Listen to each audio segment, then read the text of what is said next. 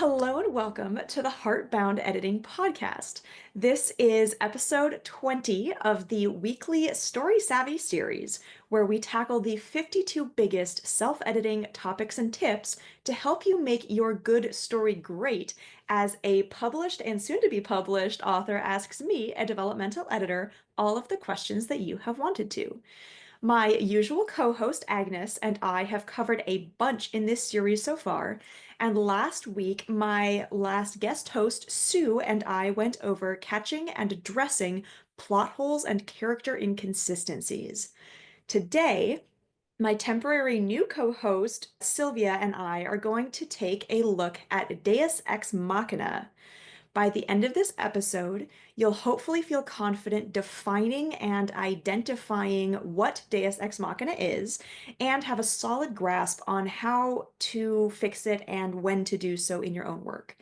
Joining me to ask all of the questions is my friend Silvia Pawn, author of Godsend. Hello. Hi, I'm excited to tackle this topic with you as it is by far one of the most story-breaking issues you can have in a book. Why don't you tell us a little bit more about you and your writing before we dive in with our first question? So a little about me, I am a self-published author. I've currently got a pre-editing version of the first book of the Godsend series out on Amazon.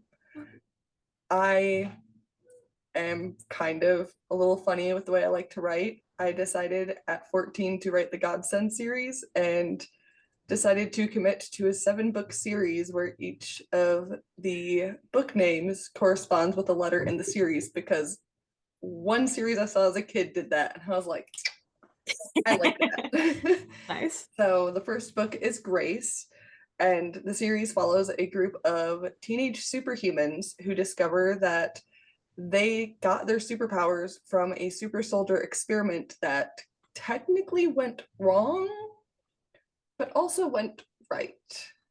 Fun.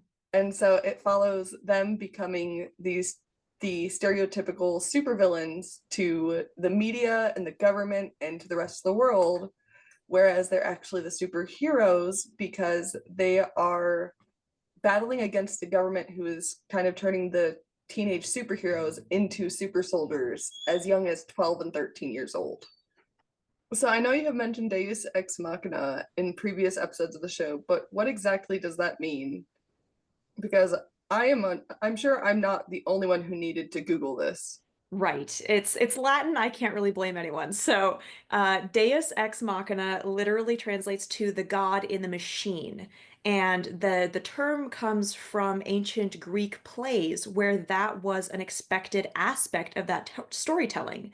You would have these human characters getting themselves into all kinds of trouble and building up these big issues, and then, Apollo would come down from Olympus and snap his fingers and everything would be fixed. And that was not only an accepted but an expected part of that storytelling, was that there were gods and they would come down and they would intervene. They would magically fix everything. However, in modern storytelling, that is far less acceptable. It's much more expected nowadays, and by nowadays I mean in the last, let's say, 4 centuries, that your protagonists, whoever they are, fix the climax themselves. So having a god, or to expand that, any overpowered entity that has not previously had any role in the story show up in the climax and fix everything, is going to annoy your readers because they are invested in seeing how the characters that they have become invested in are going to figure stuff out and how they are going to triumph. And when you undercut that, and instead of making your protagonist fix the issue, you have this random overpowered character or creature or ability out of nowhere fix it, there's no payoff for them, there's no catharsis. Another big part of this that I just want to mention here is that the one of the ways to look at the issue of Deus Ex Machina is that it takes agency away from your protagonist. And I've definitely talked about this in other episodes, particularly around our character arcs. But when you have this god or power or whatever entity come down and fix it, it takes all of the agency away from your protagonist in the moment where you want them to have the most, being the climax. So that's hopefully that hopefully explains what it is and where it comes from and how it can be interpreted in modern fiction and why it should be avoided at just a baseline. Is this always a problem, or is it okay to have some elements of a Deus Ex Machina? Like if, you're partway through the series and it's meant to be a plot device used later on, but it's not immediately explained. Yeah, so I'd say that in modern fiction, which is what I write, what I edit, what I talk about, it is always a problem that should be fixed. Like pure Deus Ex Machina. If it's just a twist reveal, that's different, and I think we'll get into that a little bit more later in this series. But if it is true Deus Ex Machina, then modern genre readers just aren't open to it. So if you're wanting to set things up for later in the series, then you need to set it up. You need to do foreshadowing and seeding and make sure that it has a build and payoff rather than dropping out of nowhere at the highest adrenaline point of the book. Um, so I've heard a lot of examples of it, and one one thing that I know it happens a lot in is D&D. Yeah. Usually it's because players just sidestep or speed run things, and so the DM has to kind of go in and go, okay, okay, here's some help. Sure. And there are a lot of like movie, TV adaptations, books, like the Drizzt series, where campaigns and stories are turned into books and other media. Mhm. If you are trying to make an adaptation of a D&D campaign where you had to do Deus Ex Machina, the campaign itself, do you find a way to add in things that like the campaign didn't have? Do you think it would be acceptable if put in the preface, this is word for word or based on a D&D campaign I ran once upon a time? Mhm. Do you think it'd be more accepted? Do you think there would still be arguments or fighting on having to make that decision as a DM and then putting that into the book because you love your players and you don't want them to lose their characters? Right.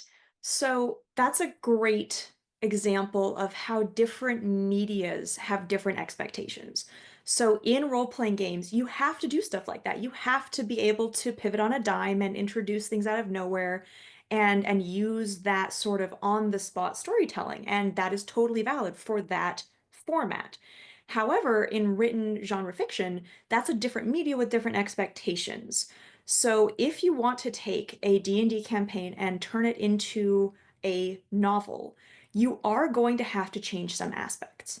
It's not going to transfer over one to one smoothly, at least. So what I recommend is that you either just take your favorite moments from that D&D campaign or maybe your favorite characters and use them in a novel format, or you try to just take the elements that you think are going to be unexpected and seed them a lot more. As far as, sort of trying to get a better grasp on what is and isn't Deus Ex Machina and looking at some common examples, one of the most common examples that I've had pointed out to me of, well, you can't call this Deus Ex Machina because this was fine, is the climax of the second Harry Potter book, where the Phoenix Fox carries in a magical hat that drops a magical sword on Harry's head, and because of this, and only because of this, he's able to win in the climax. However, I don't think that that is Deus Ex Machina, and I'm going to go over some of my reasoning for that and to help in the hopes that that is helpful. If memory serves, despite it being a decade since I last read that series, it's not Deus Ex Machina because Fox is mentioned several times in the book leading up to that point. And there are mentions of Gryffindor valuing loyalty.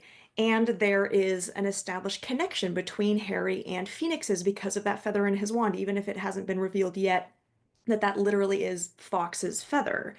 So having all of those aspects set up, when that climax moment happens that some people can interpret as Deus Ex Machina, the reader still has an opportunity to go, oh no, I kind of remember that mention and that mention and that mention and that mention. And it feels more justified that this is happening, and it makes sense because it was established. And even with, the Phoenix Tears fixing him, there's enough precedent established long before you get to that point that phoenixes have magical powers beyond their regeneration, and generally magical animals in this world building have special powers. So I would comfortably say that it's not Deus Ex Machina. It's also very much worth mentioning here, and I'm sorry if I'm muddling up my memories between the book and the movie here. Again, it's been a long time. But Fox didn't fix or win the climax instead of making the protagonist figure it out to do what's needed and triumph. Instead, this Deus Ex Machina element simply provides one finite tool to enable the protagonist to enact their own agency to win in the climax. And only after that grand sacrifice is made and Harry thinks he's dying, but he's still, saved Ginny or whatever it was, does this second aspect of that Deus Ex Machina where his poisoned wound is healed, does that happen? And yeah, he's still prepared to pay that price. It was still him who stabbed the sword through the basilisk and got, poisoned because of it. The Deus Ex Machina there doesn't count as such because it didn't overpower. It didn't take over and it didn't magically fix everything. It simply gave him one tool. So it was still earned by the protagonist in all of the ways that it was. And some of the aspects were clarified after the fact, which is fine because they were still set up to then later be explained before we got to the climax. I'm I'm hoping that example is helpful. It is, and I also feel like the best Harry Potter example to use would be the fourth Harry Potter installment. At the end, when Harry's got the wand connection, when all of the spirits suddenly show up, it Yeah. gets explained after the fact, but they're suddenly there, and his parents are like, "Oh, we'll take care of this while you run." That's a better Right. example of this could have been Deus Ex Machina if it hadn't been explained that this is common if someone has taken the lives of other people, that leaves an imprint of memory. Right. But if that hadn't been explained after the fact, that would have been an example of Deus Ex Machina. Yeah, yeah. But even there was seeding, there was foreshadowing of, oh, Voldemort has the same wand core that you do. That was planted in the first book and got paid off in that fourth climax. And there's also the aspect, again, of those ghosts couldn't do a whole lot. They Yeah, didn't actually do much. They blinded him for whatever 3 seconds, and it was still Harry who chose to pick up a wand, summon the cup, and transport himself and the dead guy whose name I'm blanking on back to Cedric. somewhere safe. Right. Like again, it wasn't a matter of, oh, the ghosts appear and they kill Voldemort. There we go. It Yeah, was, with little seedings being so spaced out, I yeah, could see that being used more as an example from the series sure. than everything that they fed it to people in book two alone, Yeah, causing book two's ending. 4 books worth, a lot of people are going to forget those little things, and that's going to feel like it came out of nowhere. totally fair. Yep. So, my next question is, does genre affect for how forgiving readers are of Deus Ex Machina? For example, the Fox moment in Harry Potter book is often forgiven. Mhm. Having to do the same thing in D&D and trying to put that into book format. Yeah, When researching what it is and looking for examples, most examples are sci-fi or fantasy, yeah. though I myself know of, like, some rom-com things where some random person who's like, "Oh yeah, I'm this person's dad. Here's the resolve." Is it more common in certain genres, or is it just not as noticeable in other genres? For sure. It is, fantasy and sci-fi are definitely the biggest culprits, and like you, I can think of some literary fiction even that has some aspects of that, but none that fully cross the line from what I've read.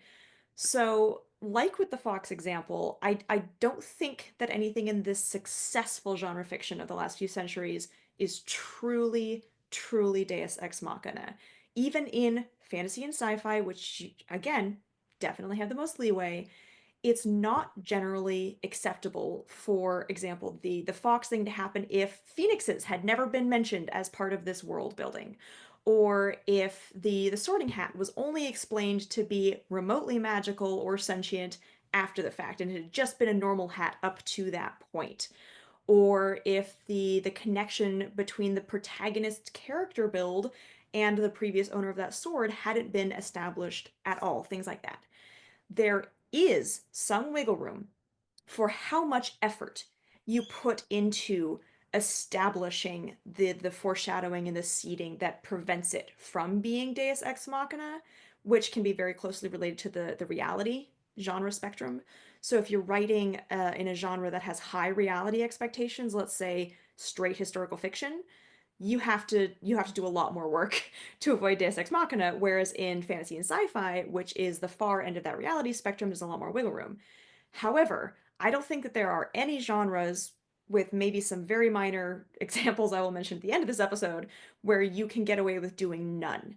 You have to do some justification in all genres to avoid Deus Ex Machina, but the degree to which you have to do so varies. So I know that the chosen one trope is common in fantasy, and I feel like it can make it very easy to fall into having Deus Ex Machina in the payoff heavily, Yeah. heavily.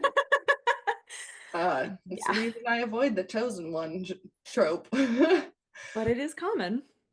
What are the common problems that around this specifically, and how can authors avoid that issue with this particular trope? So, common issues, I think, are pretty much what you've already touched on. It's just when you have your characters suddenly overpowered. And I definitely touched on this in previous episodes, but when your character has a level up moment, and that's often in the climax, there has to be aspects of it feeling earned.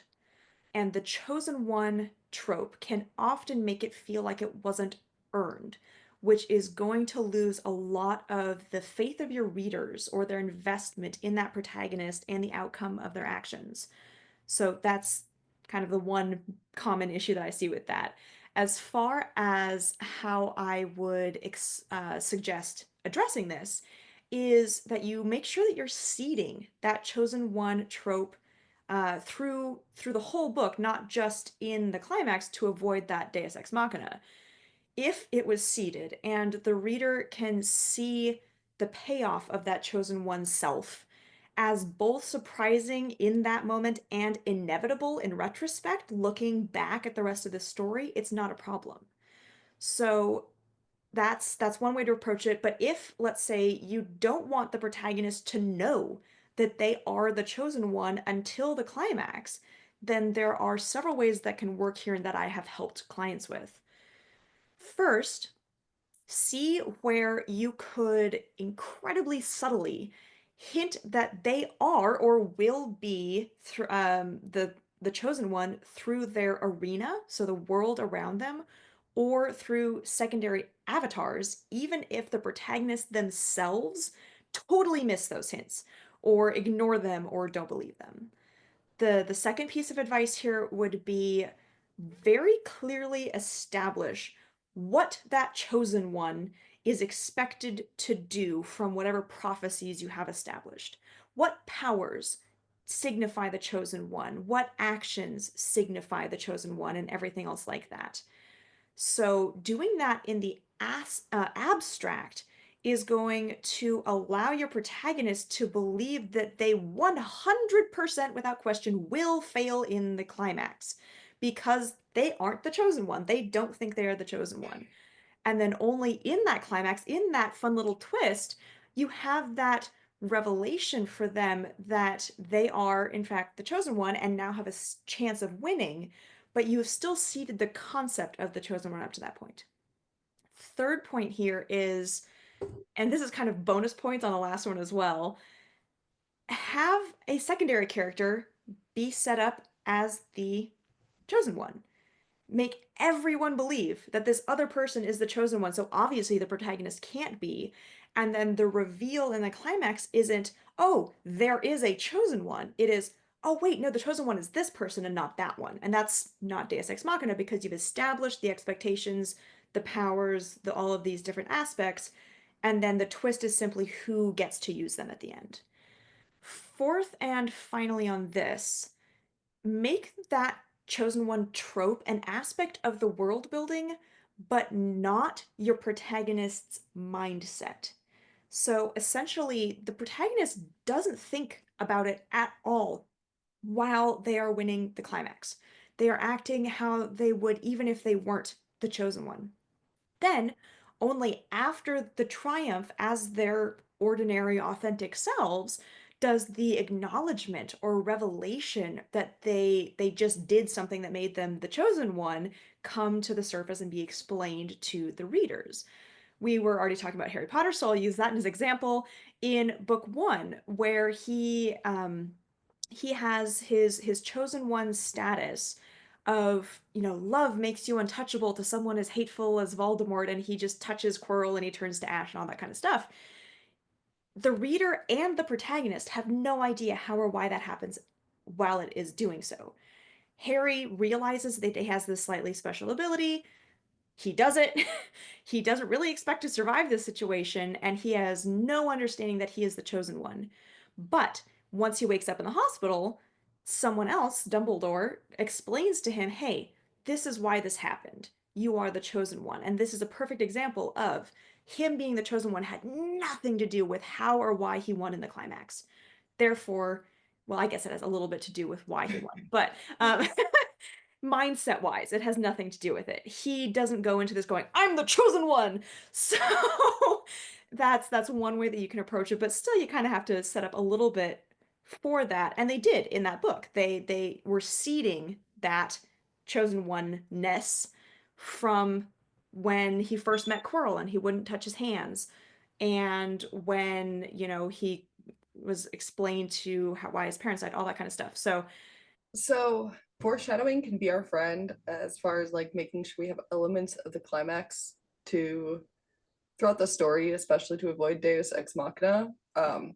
My novel that's currently in the pre-editing published version, um, it plays a little.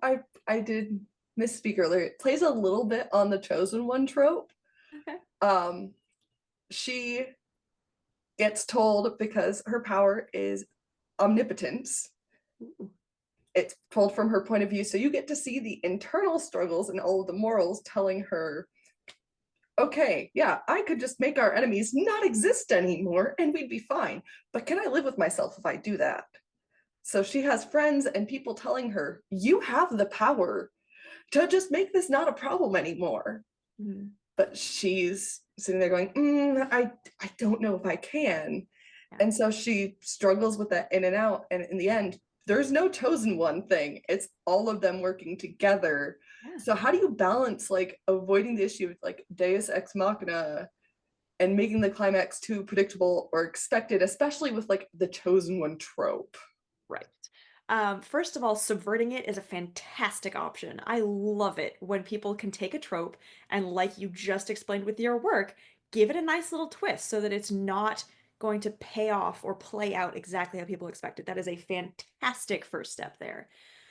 Beyond that, I definitely have a couple of tools here that I regularly offer my clients if they're getting anywhere near either end of that Deus Ex Machina or way too predictable spectrum.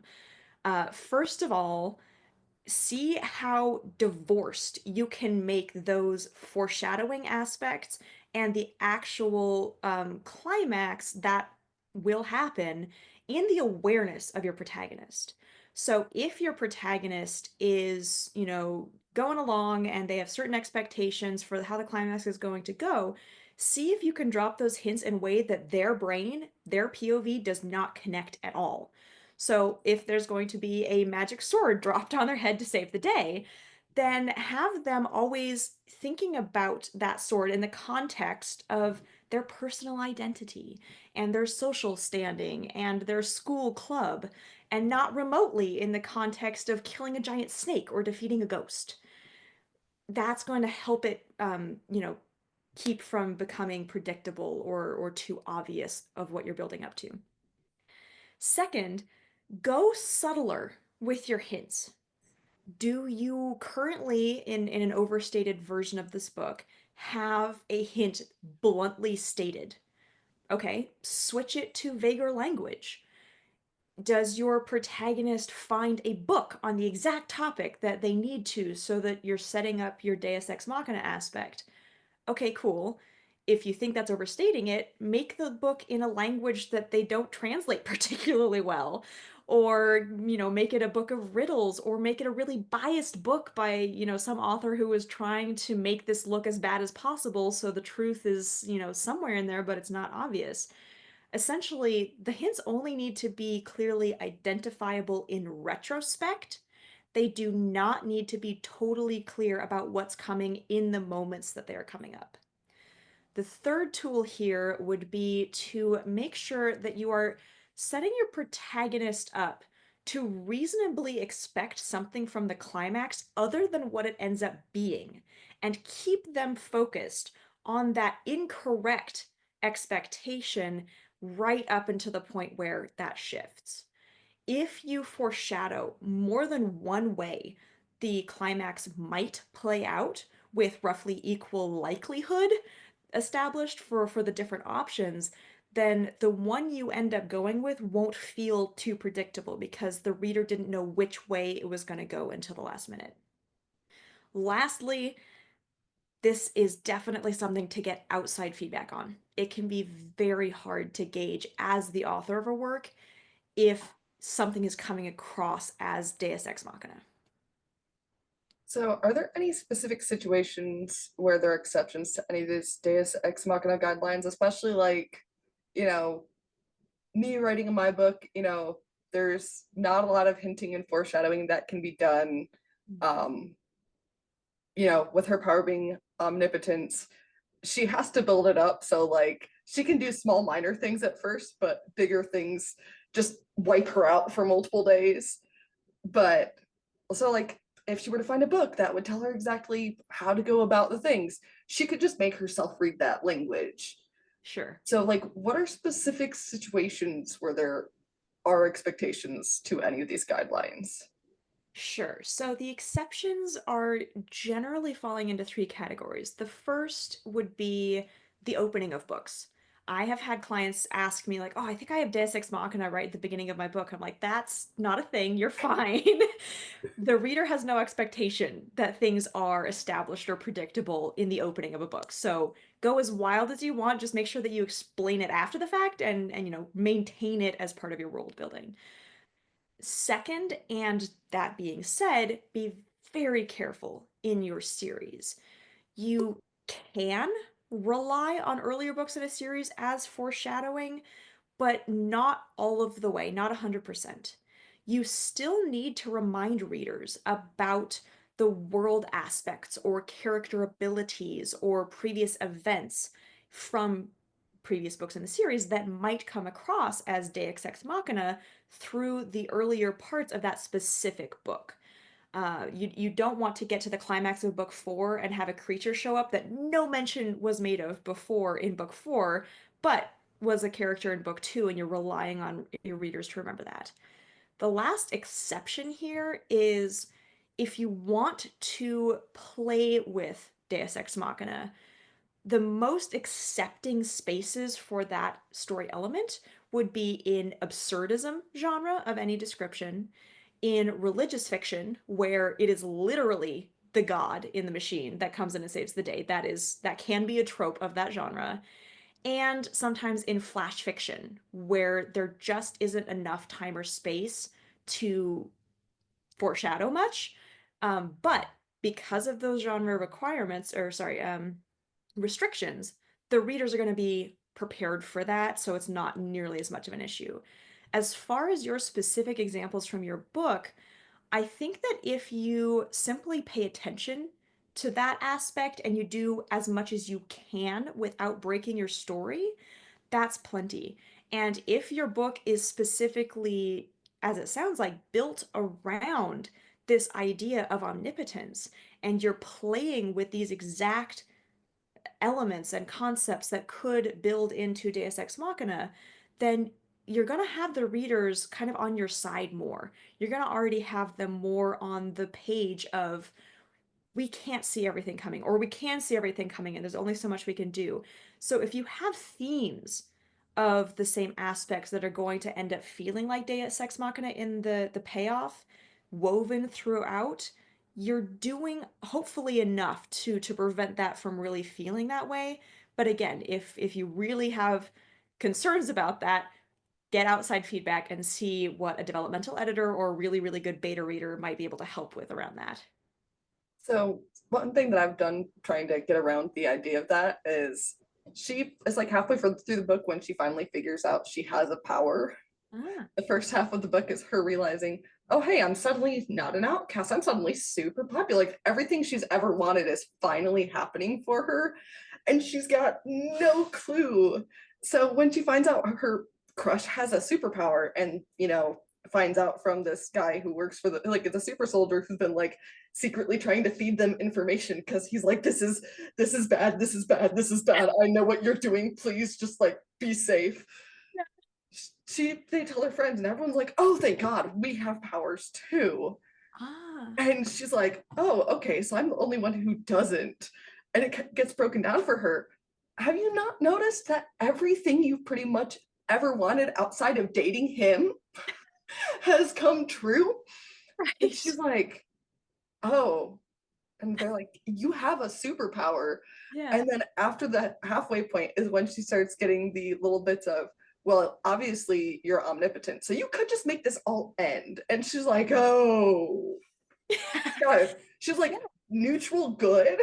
So So, she's and that's a great struggling. example of you set up the topic before you started introducing the overpower aspects. I think that's great. Hopefully, this whole episode will be helpful. So far from what I've written, Yeah. it doesn't feel like I'm at the point of the Deus Ex Machina, even Okay. like the very ending of my book, Good. setting up that there are things that are too much for her, and if it's too much, she ends up very weak. I mean, Fortunately, it's helping me realize I'm not quite at the point of Deus Ex Machina, and I good. hopefully won't get there. I mean, this is a self-editing series. It's not assuming that every story has each of these issues. And if listeners end up listening to any topic, including this one, and going, "Nope, I'm good," then that's still served its purpose. You've still mentally checked to see if it is an issue, and if it is, then you can fix it. Can you give us some examples of how you've seen Deus Ex Machina show up in books you've edited? Yes. So, without outing any of my wonderful clients directly, one example was a previously unknown creature. I don't remember if it was like a chimera or a Valkyrie or something that had never been mentioned before in that book, showed up and completely took over for the protagonist while the protagonist was having a breakdown in the climax. And this was a later book in a series, which is part of why I brought that up earlier, was apparently this I'll call it a Valkyrie because I don't actually remember what it was, had been established in like book two, but it had never come up, not even one passing mention in the entirety of book four until it shows up in person in the climax and completely takes the agency from the protagonist. Another example that I have personally run across was, again, a previously unknown creature. Again, I don't particularly remember. I think it was some sort of ogre. Became the literal dungeon boss fight of this book that previously had nothing setting up for that. It was not a particularly D&D-ish kind of book. The boss had nothing to do with the frankly awesome villain that had been set up. It had nothing to do with anything up to that point, but it was the entire climax. So that was definitely not necessarily Deus Ex Machina as a power coming in and fixing the climax, but coming out of absolutely nowhere as a major aspect of the climax can also feel kind of like that. A third example would be, oh, the protagonist passed out at the beginning of the climax, and their sidekick suddenly and out of nowhere with no foreshadowing became much more intelligent and powerful than it had ever been hinted at being. And again, fully took over the climax in making all of those hard decisions and enacting all of those greatest acts of agency instead of the now unconscious protagonist. All of these things, obviously, are about stealing agency. So even if it's not a god coming in and fixing everything, if it's a large aspect of the climax that had no foreshadowing, or if it takes the protagonist agency completely away, it is a problem, like I'd mentioned way back at the beginning. So those are all really great points. The only time I've seen like the previously unknown creature becoming the literal boss fight, Yeah. um, I think I was a child when I read it, but like the author basically fed little things to make the characters and the audience think that this one, like think like Scooby-Doo, where it's like, Okay. oh, this person's probably the bad guy, person's probably the bad guy, and it's just this random side character who they mentioned the appearance of once, or like someone in passing mentioned that this random person what came through town. So when it's those ones, it's actually really fun because it's like, oh, this person actually had nothing to do with it, they just had this creepy appearance or lived in this creepy house. So every Monster House, the Okay. old guy, they thought the old guy was the big bad villain, and it turns out the house was evil and actually wanted to eat them. And you can have twist reveals that aren't Deus Ex Machina, and I love them, so I'm really glad you pointed out those examples. So yeah, just like you gotta mention just little things like this random guy that lives in town that's really creepy, and 100%. or the creepy guy is the one everyone thinks is a bad guy, but the one Yeah. over here kind of whispering it like Grima Wormtongue, whispering it to everyone's ears It is really the doesn't bad guy. it doesn't have to be clear at the time. It only has to be clear in retrospect. 100%. Yep. And then I know we need to wrap up, but I do have one last question. Okay. What are some of the best ways to fix a Deus Ex Machina if we find any in our story or get feedback that something is coming across that way? All right, so we've touched on a bunch, so I'll just list them real quick here. Foreshadowing or seeding. They mean the same thing. I just tend to use seeding more. Shifting more agency to the protagonist alone in the climax or whatever other moment you think has Deus Ex Machina. Removing the overpowered aspects entirely to force the protagonist to win with whatever they have more. And then lastly, reducing how much help the Deus Ex Machina aspect provides. So instead of killing the bad guy for the protagonist, they give them the small tool that they need to do so. Or instead of completely saving the day, they just distract the bad guy for 3 seconds while the protagonist can get away. Those are kind of the basic tools. And beyond that, if you Google Deus Ex Machina, you can probably find more approaches or ways of looking at it. The To go with something you just said, like taking just a small aspect of things. My first thought was the D&D movie, Yeah. where it turns out the daughter had been invisible and slipped the cuff on. But what finally took out the witch was the druid coming in as an owlbear and just slamming her into the ground as the final blow. And I love that moment because it's so good and it was perfectly built up and foreshadowed. So that is a fantastic example right there. If the daughter had been the one to fully take down the bad guy when it wasn't really pointed out that she was really going to be doing much of anything, Yep. that could have felt a lot like a Deus Ex Machina. But her just cutting off the magic powers, giving the druid a chance to just barrel through. Yes. That's a perfect example of how to go about not ending up with it. Absolutely. So that's all the questions I have. Thank Cool. you so much. This has been a lot of fun and it's been very eye-opening for me, especially like with my fantasy series. Even what I've got so far, I say Mhm. series, it's either going to be one 700-page book or two 350-page books. I've got someone proofreading the 300 pages I have right now to tell me if I should make it one like Lord of the Rings length book or split into two. So that Fair. that also helped me realize for my fantasy novel the like how you identify who might have magic, and telling from the beginning it's eye colors, telling from the beginning that this character has eyes that might qualify, and then they do end up qualifying. Cool. That's telling me, and it's not also not like the big climax of the book, but it does tell me that like there's not a Deus Ex Machina drop in there. Well, I'm glad to hear this was fun. This is very much fun for me as well. And honestly, that's like the perfect topic to end on because next week, my next guest host and I are going to be going over word count in all of the ways that you should be paying attention to that in your books and in your self-editing. So tune in and hopefully that will be helpful as well. So it For definitely will be. Excellent.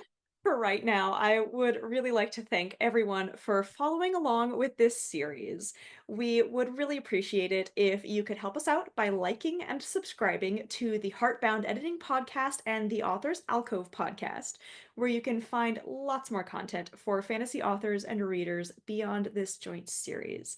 I also highly encourage you all to check out Sylvia's awesome book and her upcoming books at Godsend, a series on Facebook, or as Silvia Pawn Author on TikTok, and I will definitely include those links in the episode description.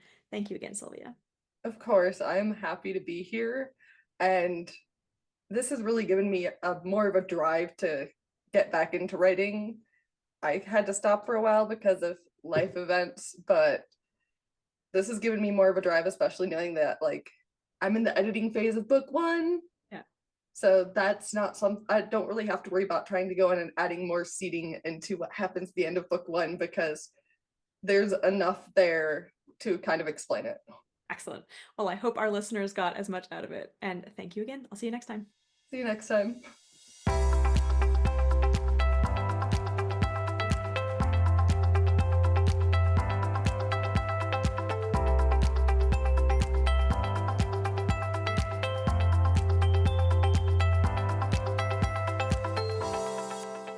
Thank you so much for listening to the Heartbound Editing Podcast. I look forward to bringing you more content to help you make your good story great so it can change lives and change your world. Follow along to hear more, or visit my website linked in the description to learn how I can help you and your story to flourish. See you next time.